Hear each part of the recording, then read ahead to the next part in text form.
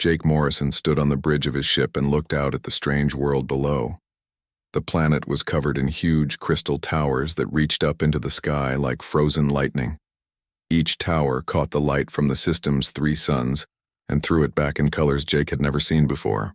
"Captain, we're getting the signal," said Commander Lisa Carter from her station. "The Zephyrians are ready to meet with us." Jake nodded, but felt his stomach twist with worry. No human had ever met a Zephyrian face to face. In fact, very few aliens from any species had met them and lived to tell good stories about it. The reports they did have were not pleasant. The Karathi ambassador had described the Zephyrian queen as a nightmare made flesh. The Villani trade captain who had seen her once refused to speak about her appearance at all. When pressed, he would only shake his head and say, "Some things should not exist in this universe." But the Zephyrians controlled the most important trade routes in this part of the galaxy.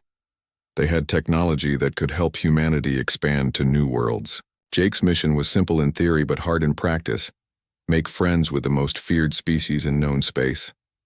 "Sir, should we put on the protective suits?" asked Dr. Amy Foster, the mission's scientist. The reports mentioned toxic atmosphere in the palace. Jake shook his head. "The scans show the air is fine for humans. I think the other species just wanted to put barriers between themselves and the Queen." Lisa looked worried. "Captain, maybe there's a good reason for those barriers. Every species that has tried to negotiate with the Zephyrians has failed.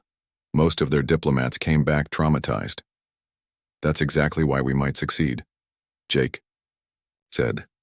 "Everyone else goes in expecting to see a monster. Maybe we should go in expecting to meet a person." The shuttle ride down to the planet's surface was quiet. Jake, Lisa, and Amy sat in their seats, each lost in their own thoughts.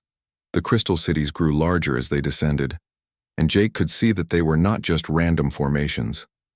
There was a pattern to how they were built, a kind of mathematical beauty that reminded him of snowflakes or spider webs. The landing pad was made of the same crystal material as everything else, but it was smooth and warm under their feet. Zephyrian guards waited for them, but they stayed far back in the shadows. Jake could only see the outline of their forms, tall and thin with too many joints. A voice spoke from speakers hidden in the crystal walls. The words were in the common Galactic language, but the accent was unlike anything Jake had heard. It sounded like wind chimes mixed with the buzz of insects. "Humans, you will follow the lights to the throne room. Do not touch anything. Do not speak unless spoken to. Do not look directly at Her Majesty unless she gives permission." Blue lights began to glow in the crystal floor, creating a path deeper into the palace. Jake and his team followed the lights through corridors that seemed to grow around them like the inside of a living thing. The walls pulsed with soft colors, and Jake realized they were not just decorative. The colors seemed to respond to their presence, growing brighter when they came close. "It's beautiful," Amy whispered. "Stay focused," Lisa warned. "Beautiful things can still be dangerous." The throne room was vast, with a ceiling so high it disappeared into darkness. The walls were covered in crystals of every size and color. Some were small as diamonds, others were large as houses. They all hummed with a low frequency that Jake could feel in his bones. At the center of the room was a throne made from what looked like a single massive crystal. It was empty, but Jake could see movement in the shadows behind it. "You may approach," the voice said from everywhere at once, "but remember the rules." Jake walked forward with Lisa and Amy behind him. As they got closer to the throne, the shadows began to move. Something large shifted in the darkness, and Jake heard the sound of claws clicking on crystal. Then she stepped into the light. Queen Zithara was unlike anything Jake had ever imagined. She stood nearly 8 feet tall on legs that bent in directions human legs could not. Her skin was covered in scales that shifted color as she moved, flowing from deep purple to silver to gold. She had 4 arms, each ending in hands with long, delicate claws that caught the light like jewels. Her face was the most alien part of her. It was elongated, with a mouth full of sharp teeth and eyes that were completely black, like looking into deep space. Ridges of bone or chitin ran along her skull and down her neck, giving her a crown-like appearance. Jake heard Amy gasp behind him. Lisa took a small step backward, but Jake stepped forward and bowed low. "Your Majesty," he said in a clear voice, "it is an honor to meet you. You are absolutely beautiful." The Queen froze. The colors on her scales stopped shifting and went completely still. For a long moment, the only sound in the throne room was the humming of the crystals. Then the Queen spoke, and her voice was filled with something Jake had not expected. It was not anger or amusement. It was pain. "Why call me beautiful? I am hideous human," she said. "Every species in the galaxy has told me so. Why do you lie?" Jake looked up at her and smiled. It was not a forced smile or a diplomatic smile. It was genuine and warm. "I am not lying, Your Majesty. Beauty is not about looking like everyone else. It is about being unique and alive and real." The Queen's scales began to shift again, but slowly, like she was not sure what colors to show. Her black eyes studied Jake's face as if she were trying to solve a puzzle. "You are either very brave or very foolish, human." "Maybe both," Jake said, still smiling. "But I'm also honest." Queen Zythera was quiet for a long time. When she finally spoke, her voice was softer, more curious than angry. "Tell me, Jake Morrison of the humans, what do you see when you look at me?" Jake thought carefully before answering. "I see someone who has built something amazing. I see intelligence in your eyes and artistry in your city. I see a being who has survived and thrived despite being alone. That takes strength and wisdom. How could such things not be beautiful?" The Queen's scales shifted to colors Jake could not name. She moved closer to the throne and sat down, her forearms arranging themselves in a gesture that seemed almost thoughtful. "No one has ever said such things to me before," she said quietly. "Then no one has been looking hard enough," Jake replied. Queen Zythera sat alone in her private chambers after the humans had been shown to their guest quarters. The room was dark, except for the soft glow that came from the crystal walls. She had lived in these chambers for over 1,000 years, but tonight they felt different somehow. She moved to a wall covered in polished crystal that served as a mirror. Her reflection stared back at her, and she saw what she had always seen: the twisted features that made other beings run in fear, the scales that shifted colors in ways that reminded everyone of poisonous creatures, the claws that could cut through metal but had never been allowed to create anything gentle. "Beautiful," she whispered to her reflection. The word felt strange in her mouth, like trying to speak a language she had never learned. Her mind went back to a time long ago when she was young and her people were different. Before the great radiation storm that had swept through their solar system 3,000 years ago, the Zephyrians had been considered one of the most graceful species in the galaxy. She remembered her mother, Queen Ithara, who had scales that stayed a steady, soft blue color. Her mother had been invited to ceremonies on dozens of worlds. Artists had painted her portrait, and poets had written songs about her gentle beauty. Then came the storm. The radiation had changed everything. Within a generation, the royal family had transformed into something the galaxy found terrifying. Her mother's gentle blue scales became the shifting, changing colors that now marked all of royal blood. Her father's smooth features had grown the ridges and angles that made him look dangerous. Young Zythera had watched her parents try to maintain diplomatic relations with other species. She had seen the fear in alien eyes, heard the whispers that followed wherever they went. Trade agreements were broken. Cultural exchanges stopped. One by one, the galaxy's species found excuses to avoid the Zephyrian homeworld. Her parents had died broken-hearted, convinced they were monsters. Zythera had sworn she would never let that happen to her. If the galaxy wanted to see her as a monster, she would use that fear to protect her people. She had built an empire on the foundation of others being too afraid to challenge her. But now this human had called her beautiful, and she did not know what to do with that. A soft chime told her that one of her advisors was requesting entry. "Come," she said. High Counselor Zixthon entered the chamber. Like all non-royal Zephyrians, his appearance had not been changed by the radiation. He was tall and graceful, with the steady silver scales that other species found acceptable. "Your Majesty, the human delegation has made an unusual request, he said, bowing low. What do they want? The one called Jake Morrison has asked to stay as a cultural liaison. He wishes to learn about our people and our ways. Sithara felt her scales shift to colors she tried to keep hidden. Surprise, perhaps. Or hope. What did you tell him? Nothing yet, Your Majesty. But I must advise caution. This could be a trick.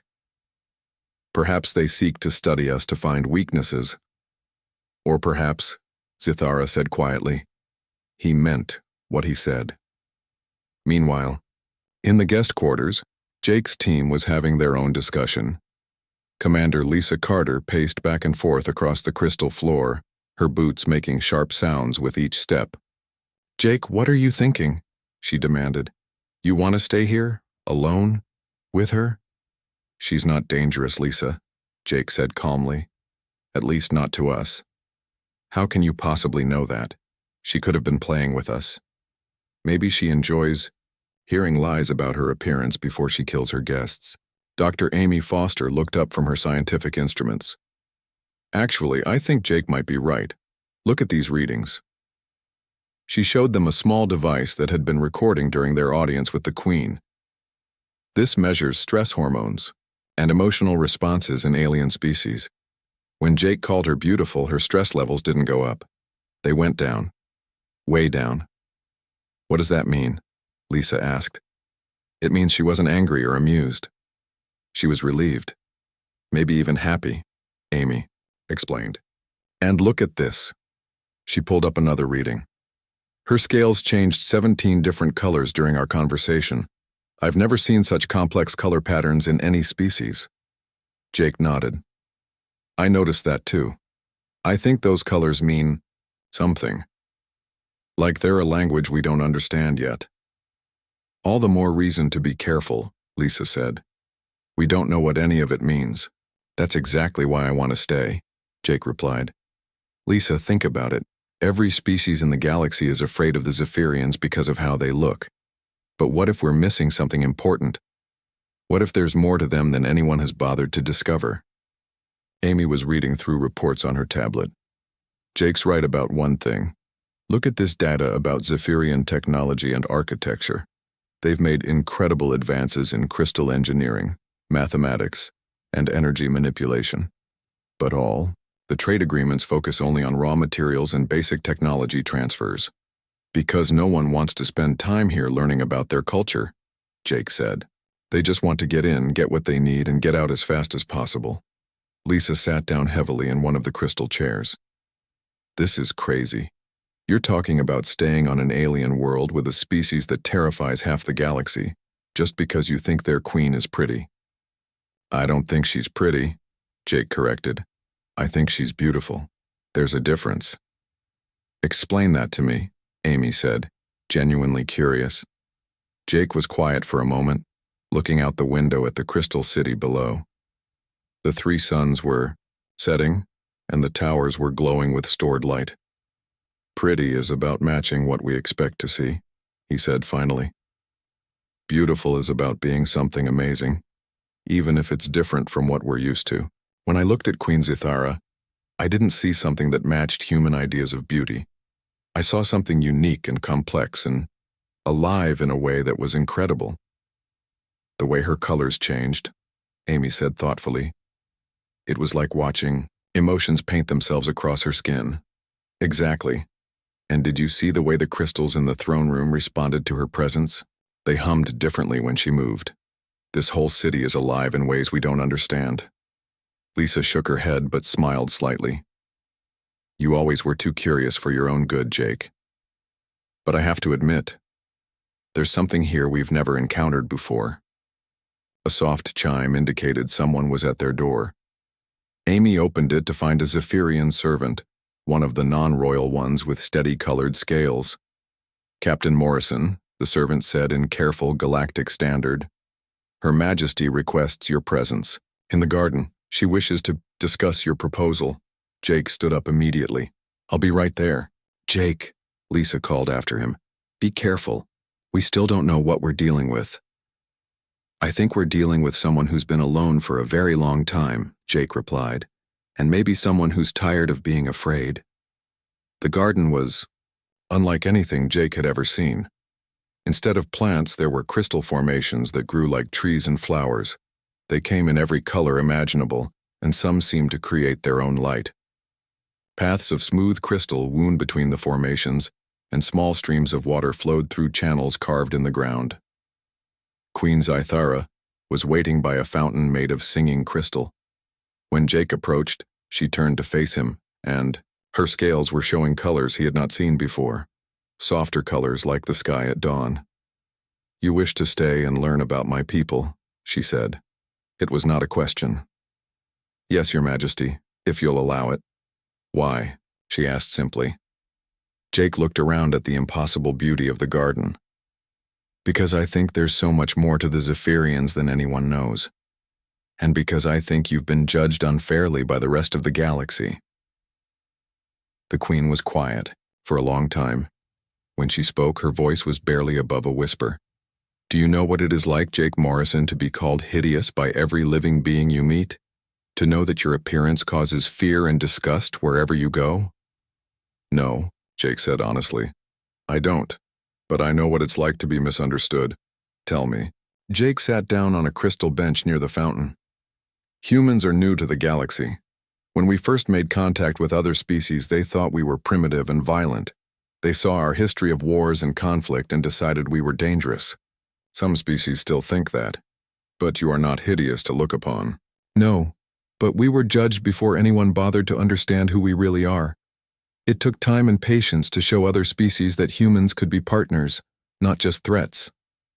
The Queen moved closer, her forearms folding in a gesture Jake was beginning to recognize as thoughtfulness. "And you believe the same could happen with my people?" "I believe," Jake said carefully, "that beauty and worth can't be judged by appearance alone. And I believe that anyone who took the time to really see the Zephyrians would discover something amazing." Jake had been living on the Zephyrian homeworld for 2 weeks, and every day brought new discoveries. He spent most of his mornings in the crystal gardens with Queen Zythara, learning about her people and their ways. The gardens were where Jake began to understand that the Zephyrians experienced the world differently than humans did. What he had first thought were just pretty crystal trees were actually living instruments that responded to sound, light, and emotion. When the Queen walked among them, they hummed in harmony with her movements. "Your people create music with their whole environment," Jake observed one morning as they sat beside a grove of singing crystals. "Music is not the right word," Queen Zythara replied. Her scales were showing the soft gold color that Jake had learned meant she was thinking carefully. "In your language, you have one word for beauty that comes from sound. We have 17 different words. Can you teach me some of them?" The Queen's scales shifted to what Jake now recognized as surprise mixed with pleasure. No one had ever asked to learn Zephyrian concepts before. There is Sithara, which means the beauty of sounds that fit together perfectly, like voices in harmony, and Xythena, which is the beauty of a single pure note that makes your spirit feel calm. She pointed to a tall crystal formation that was glowing with soft blue light. "That one creates Quithara, the beauty of sounds that tell a story. Listen." Jake closed his eyes and listened. The crystal was indeed making sounds, but not like any music he knew. It was more like listening to someone speak in a language he didn't understand.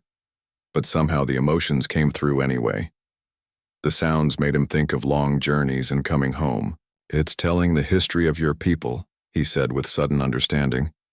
"Yes, but no other species has ever learned to hear the stories. They only hear noise." Jake spent hours each day learning to listen to the crystal songs. Dr. Amy Foster, helped by studying the frequency patterns and discovering that they were incredibly complex mathematical sequences. Each crystal formation was like a library of information encoded in sound. But it was not just the crystals that fascinated Jake. It was the Queen herself. As the days passed, he began to understand that her changing scale colors were indeed a language. When she was happy, her scales showed warm golds and soft greens. When she was sad, they turned deep purple and silver. When she was angry, they flashed red and black in sharp patterns. Your emotions paint themselves on your skin, Jake told her one afternoon. It's like watching your thoughts become visible. It is a curse, the queen said, her scales showing the dark blue that meant shame. I cannot hide what I feel. Other species find it disturbing. I find it honest, Jake replied. Humans often hide their true feelings behind fake smiles and polite words. Your people wear their hearts on their skin. That's not disturbing, that's brave. The queen looked at him with those deep black eyes. You see things very strangely, Jake Morrison. Maybe. Or maybe I'm just looking at things differently than others have. During his third week on the planet, Jake made a request that surprised everyone, including himself. I would like to learn your language, he told the queen. Not just the trade language we've been using, but real Zephyrian. High Counselor Zixthan, who was present for this conversation, immediately objected. Your Majesty, the royal language is sacred. It has never been taught to outsiders. But Queen Zythara was quiet for a long time, her scales cycling through colors Jake couldn't identify. Finally, she spoke. If Jake Morrison wishes to truly understand our people, he must learn to speak as we do. I will teach him myself. Learning Zephyrian was unlike learning any human language. It was not just about words and grammar. The language used pitch, tone, and rhythm in ways that carried as much meaning as the words themselves. And for those of royal blood, the scale colors added another layer of communication. When I say the sky is beautiful, the queen explained, the colors on my scales tell you what kind of beauty I mean. Am I talking about the color of the sky? The way clouds move across it? The feeling it gives me when I look at it? My scales tell you things my words cannot. Jake found it frustrating at first. He could learn the words, but he couldn't change colors to complete the meaning. But the queen was patient with him, and gradually he began to understand the subtle differences in how Zephyrians communicated. In Galactic Standard you have one word, beautiful, she told him during one of their lessons. But beauty is not one thing. There is the beauty of something that works perfectly, like a well-made machine. There is the beauty of something that grows naturally, like your crystals. There is the beauty of survival, of something that continues to exist despite hardship. Which kind of beauty did I see in you that first day? Jake asked. The queen's scales went very still. I do not know. Which kind did you mean? Jake thought carefully. All of them, I think. You have built something that works perfectly. Your empire, your civilization.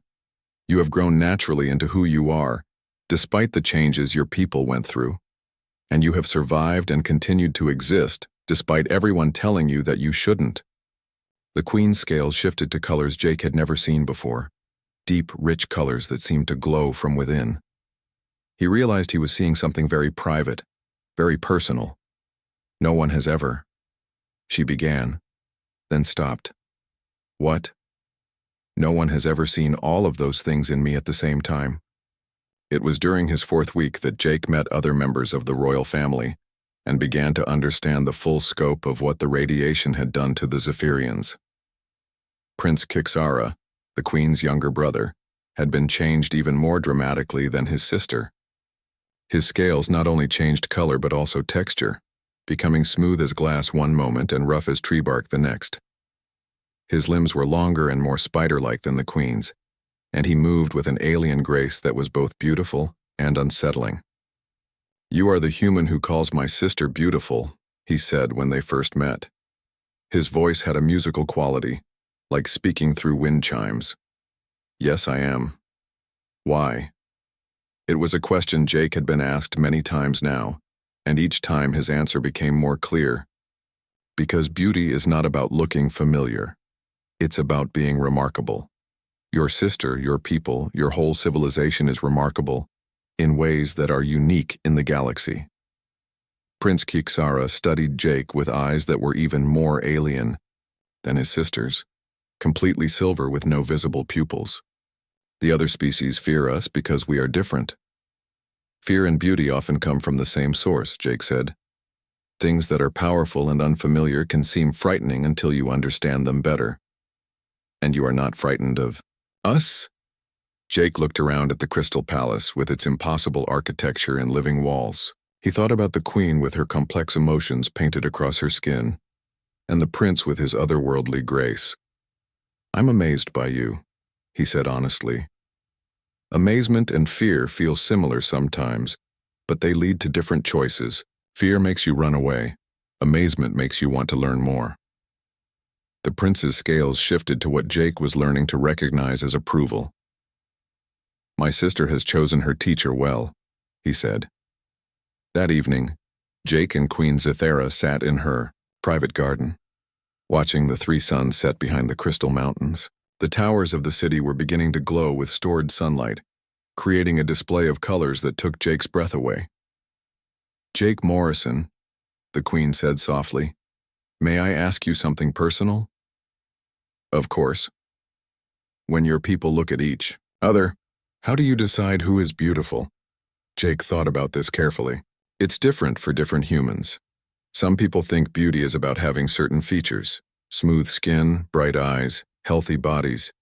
But others find beauty in different things. Such as, some humans find beauty in faces that show age and experience. Others are attracted to people who are strong or intelligent or kind. Some humans think scars and imperfections make a person more beautiful, not less. The queen's scales showed deep curiosity. Scars are beautiful to humans? They can be.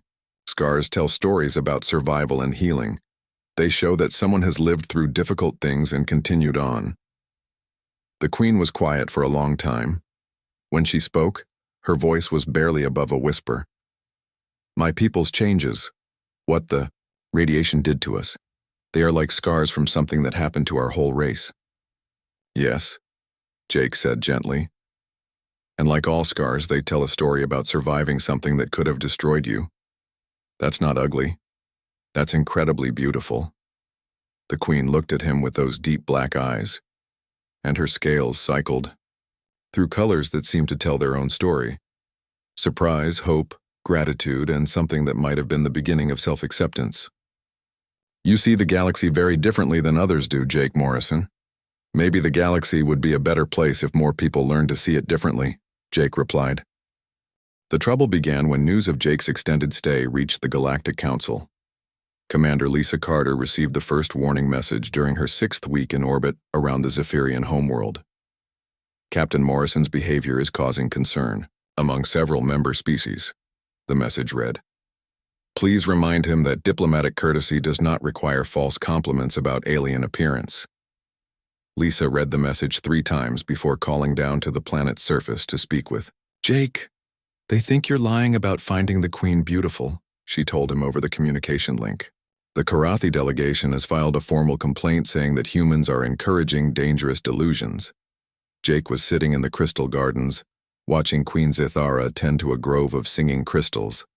Her scales were showing the peaceful, green colors that meant she was content, and the crystals responded to her presence with soft, harmonious tones. "What delusions?" Jake asked. "She is beautiful. Anyone who spent time here would see that." "Jake, be realistic. The entire galaxy has the same reaction to the Zephyrians. Don't you think there might be a reason for that?" "Yes," Jake said. "There is a reason. Fear of the unknown. Prejudice against anything that doesn't fit their standards, but that doesn't make their reactions right." Before Lisa could respond, Jake heard footsteps behind him. He turned to see a human he didn't recognize approaching through the garden paths. The man was tall and wore the formal diplomatic uniform of the Terran Colonial Authority. "Captain Morrison," the man said with a crisp salute. "I am Ambassador Rick Stone. I've been sent to resolve this situation." Jake stood up slowly, not liking the tone in the man's voice. "What situation would that be, Ambassador?" "Your unauthorized extension of diplomatic contact with the Zephyrians. Your mission was to establish basic trade relations, not to take up residence and make inappropriate statements about their ruler." Queen Zithara had stopped tending the crystals and was listening to their conversation. Her scales were shifting to colors Jake had learned meant wariness and concern. "My statements were not inappropriate," Jake said firmly. "They were honest. Captain, you're embarrassing our species.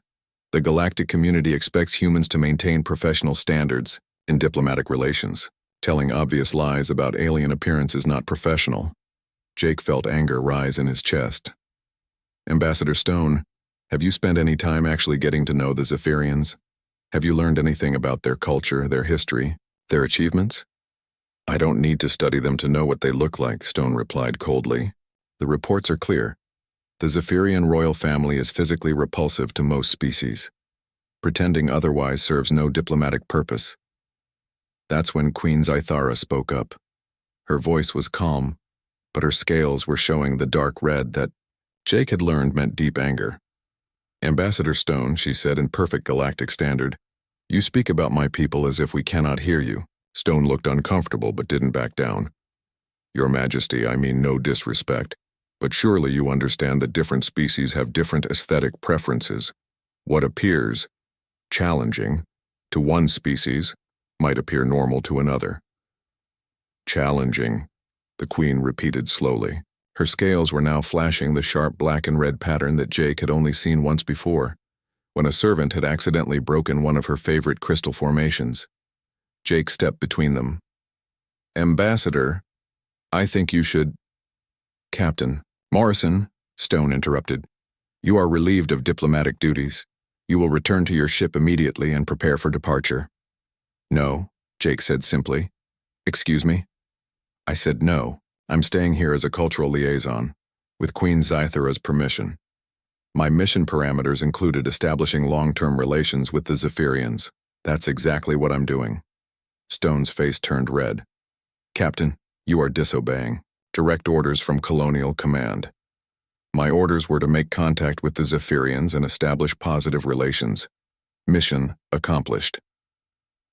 Queen Zythara moved closer to Jake, her forearms folded in a gesture he recognized as protective. Ambassador Stone, she said, her voice carrying the authority of someone who had ruled for millennia. Captain Morrison is here as my personal guest. He has permission to stay as long as he wishes. Your Majesty, with all due respect, Captain. Morrison is a human citizen under colonial authority jurisdiction. His personal opinions about aesthetics do not override his duty to his own species. The Queen's scales went completely still, showing the deep black that Jake had learned meant she was making a decision that would have serious consequences. See, she said quietly. So humans, like all the other species, believe that beauty is something to be judged by committee. That personal feelings must be approved by government officials. That's not what I meant, Stone began. It is exactly what you meant, the Queen said. You are telling Captain Morrison that his honest reaction to meeting me was wrong, that his desire to learn about my people is inappropriate, that his friendship with me is an embarrassment to humanity. Jake watched Stone's face and realized the man was beginning to understand what he had walked into, but it was too late to take back his words. Your Majesty, Stone said, trying to sound diplomatic, surely you understand that Captain Morrison's enthusiasm, while well-meaning, creates unrealistic expectations about future human-Zephyrian relations. What expectations would those be? Well, that humans might see Zephyrians as beautiful? The Queen finished. As worthy of respect? As capable of friendship? Stone was quiet for a long moment. Jake could see him trying to find a way to explain galactic prejudice, without sounding prejudiced himself. Your Majesty, the fact is that most species find the Zephyrian royal family physically disturbing to look at. This has created certain diplomatic challenges over the centuries. And you believe the solution to these challenges is for humans to join in finding us disturbing? I believe the solution is honest, realistic diplomacy based on mutual benefit rather than personal feelings. Queen Zythara turned away from Stone and looked directly at Jake. Her scales were showing colors Jake had never seen before, deep, complex patterns that seemed to tell a story of disappointment and resignation. Is this what humans truly believe, Jake Morrison? That friendship with my people is unrealistic? That seeing beauty in us is merely enthusiasm that will fade? Jake looked at Ambassador Stone, then back at the Queen. He thought about everything he had learned during his weeks on the Zephyrian homeworld, the incredible complexity of their language, the mathematical beauty of their architecture, the living art of their crystal gardens. He thought about the Queen's intelligence, her loneliness, her quiet strength. "No," he said firmly. "Ambassador, Stone doesn't speak for all humans. He doesn't speak for me." "Captain Morrison," Stone warned, "you are making a serious mistake." "The only mistake I'm making is letting you insult my friend in her own garden," Jake replied. Stone stared at him. "Friend? Captain, she's an alien ruler. This is diplomacy, not a social visit." "Maybe that's the problem," Jake said. "Maybe the reason every species has failed to build good relations with the Zephyrians is because they never bothered to see them as people worth knowing." Queen Zythara's scales shifted to the warm gold that Jake knew meant gratitude and affection. "Jake, Morrison," she said softly, "I have lived for over 3,000 years. In all that time, only 3 beings have ever called me friend. You are the first who was not born on this world." She turned back to Ambassador Stone. "You ask what I expect from future human-Zephyrian relations? I expect nothing, but I hope for the possibility that other humans might learn to see as Captain Morrison sees." "And if they don't?" Stone asked. The Queen's scales went dark, showing the color Jake had learned meant finality. "Then humans will be like all the other species, welcome to trade for what they need, but never welcome to truly know us." She turned and walked away, moving deeper into the crystal garden. Jake watched her go, then looked back at Stone. "Congratulations, Ambassador. You just met the most remarkable being in this part of the galaxy, and you managed to insult her, dismiss her, and reduce her to a diplomatic problem, all in under 10 minutes. Captain Morrison, she is not human. Your personal feelings toward her are irrelevant to the larger picture." "No," Jake said, "my personal feelings are exactly what's relevant, because they're not just personal anymore. The Queen is offering humanity something no other species has had, the chance to truly understand the Zephyrians, and you just threw it away because you can't see past her appearance." Jake started to follow the Queen, then stopped and looked back at Stone. "I'm staying, Ambassador. If Colonial Command wants to court-martial me for making friends with one of the most powerful beings in the galaxy, that's their choice. But I won't abandon the Queen just because other humans are too frightened to see who she really is." As Jake walked away, Stone called after him, "Captain, you're choosing an alien over your own species." Jake paused without turning around. "No, Ambassador, I'm choosing understanding over ignorance. And I'm hoping that someday humanity will make the same choice." 3 days after Ambassador Stone's visit, Jake found Queen Zythara standing in front of a sealed door he had never seen opened. Her scales were showing the deep purple color that meant she was remembering something painful. "Your Majesty," Jake said softly, "are you all right?" She turned to look at him, and he saw something in her black eyes that he had never seen before. It was fear, but not the kind of fear that came from danger. It was the fear that came from hope. "Jake Morrison," she said, "there is something I want to show you, but I am afraid." "Afraid of what?" "Afraid that you will see it and realize you were wrong. Afraid that you will finally understand why the galaxy calls me Hideous." Jake moved closer to her, careful to keep his movements slow and non-threatening, as he had learned to do around the Zephyrians. "Your Majesty, what's behind this door?" "The heart of my people," she whispered. "The things we created before the radiation changed us. The things we made after when we still hoped others might see beauty in our work even if they could not see it in us." The Queen placed her 4 hands on different parts of the door and it began to glow. Ancient crystal mechanisms turned and clicked, and slowly the door swung open. Beyond the door was a gallery unlike anything Jake had ever imagined. The ceiling stretched up so high it disappeared into soft, glowing mist. The walls were lined with crystal formations that served as display cases, each one holding objects that seemed to capture light and transform it into pure beauty. But what took Jake's breath away were the sculptures. They were made from the same living crystal as the Zephyrian buildings, but these had been shaped into forms that defied understanding. Some looked like frozen music with flowing lines that seemed to move even though they were perfectly still. Others were mathematical equations given physical form, creating shapes that hurt to look at directly because they were too perfect for human eyes to process easily.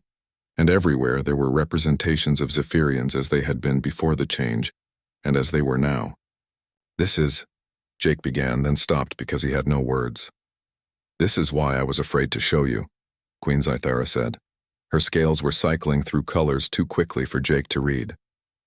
"These are the works of my people, the sculptures, the music crystals, the mathematical art forms that we created over thousands of years, and you see now why they are worthless." "Worthless?" Jake stared at her. "Your Majesty, these are the most beautiful things I have ever seen." "You are being kind. I am being honest." Jake moved deeper into the gallery, drawn to a sculpture that seemed to show the moment when sound became visible. "This isn't just art. This is proof that your people understand beauty in ways that no other species does." The Queen followed him, her forearms wrapped around herself in a gesture Jake recognized as self-protection. "After the radiation changed us, we tried to share our art with other species. We invited them to exhibitions, sent pieces as diplomatic gifts, but they could not see past what we had become. They saw our art as the creations of monsters, and decided it must be monstrous too." Jake turned to look at her. "What did they do?" "They sent it back. All of it.